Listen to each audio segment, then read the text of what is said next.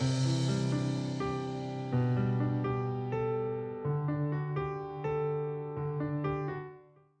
I'm Suzanne, and today I want to talk to you about how to take care of and use a hummingbird feeder. So you would like to bring some hummingbirds into your garden, and I am here to tell you, you don't need to have an estate. You don't need to have a giant garden. You don't even need to live on the ground floor of a building. What you really need is either a hummingbird feeder or some lures to bring them in. So today we're going to talk about the hummingbird feeders. I have these really cute glass ones here, and there are tons of kinds of hummingbird feeders.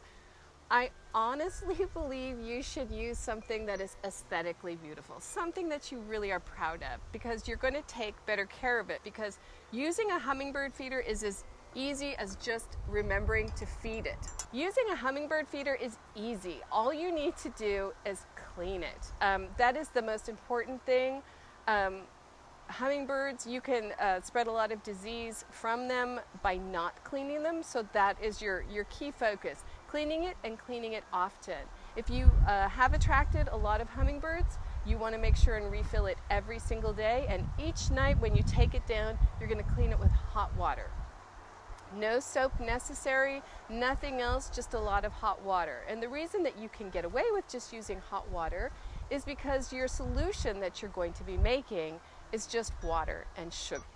When you mix up hummingbird food, it's really, really simple. It's 1 part sugar to 4 parts water.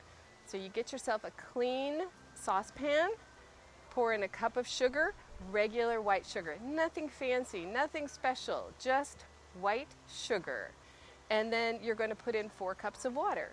You're going to bring it to a boil, and once it's boiled, set it aside, let it cool down, and you can fill your hummingbird feeder.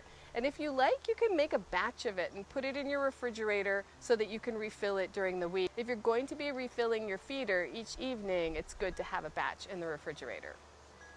So when you do this, you're going to, again, like I said, every evening if you have a lot of hummingbirds in your garden, but it can be every 2 to 3 days if, you're just starting the process and maybe there aren't quite as many. You can leave it out there for up to 3 days.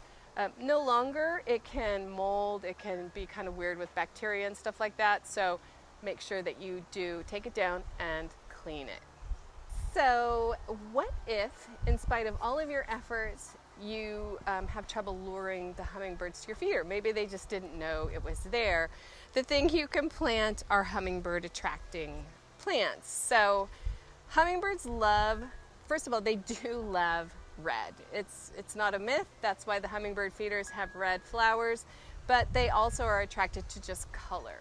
So these beautiful salvia mystic blue spires plants, even though it's a very short throat here on the flower, this will attract them. We have some other salvia. This one is called Amistad. Look at that beautiful throat here on this. This is going to bring a lot of hummingbirds.